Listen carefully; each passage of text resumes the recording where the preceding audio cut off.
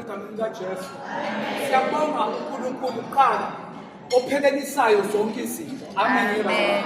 Ngoba thina sizidalwa kaNkulunkulu. Noma yini esiyenzayo asiyenzi ngokwazi nangokuqonda kwethu. Namandla futhi esinawo akuwo amandla ethu, kuamandla esiwanikiweyo. Ngiyanemela kubhuku wami umphehla ngimbiza kanjani. Nosisi uLondi, amen bazalwane. Kade-ke bayiqala le ndima. Okokuqala nje ngizoqala ngiphakamise ukubonga ubaba ozala thina kanye nomama ozala thina. Akunicacele lokhu ukuthi lento yomshado ekhaya iyakhuluma. That's why nami ngashada. Nami mfowethu uyashadela namhlanje. Ngoba lento yomshado ngifuna nje ukuthi siqale lapho. Lento yokuthi indoda kufanele ishade. Akumadana nje kungene izibani zamadoda kwenziwe noma yini. It doesn't work like that. Into ekhulunywa ekhaya yona into esihlangana nayo kwamakhelwane noma esihlangana nayo esontweni. Niyazi abazali? Ngoba any problem esinayo abantu izinto basizwe emasontweni emakuba ikhuluma. That's why noma ngiyeke.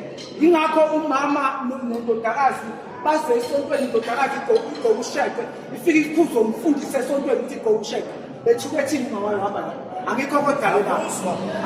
Angikho kodwa la. Siyababonga kakhulu labafowethu ohambeni sebehambile.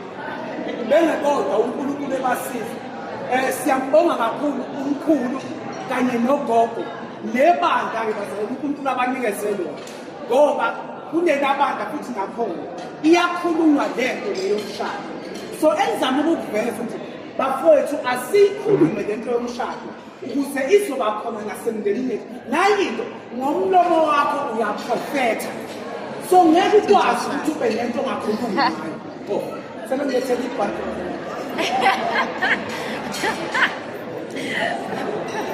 Bafowethu so ngomlomo wethu siyaprofetha. Lokho esikukhulumayo ikhona esizobona empilweni zethu. Ngiyafisa nje ikhona yonke ukuthi ayibe khona emqondweni yethu. Awukho umlingo, akekho wazalwa emgethe no. Leti la mentality ukuthi how you apply yourself.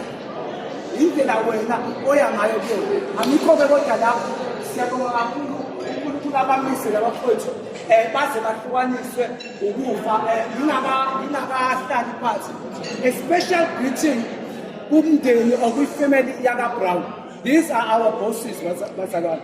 They took their time. I think they've been here before 9 or just 9 o'clock because the card said at 9 o'clock. And they've been patient with us all along up until now. If it was someone else, was just going to leave. So we thank you guys first for being here.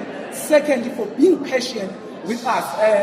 Mr. Brown said to me earlier, it's African time. Maybe he's correct. It's African time. Thank you guys. May God bless you all. In Jesus' name, amen. Amen.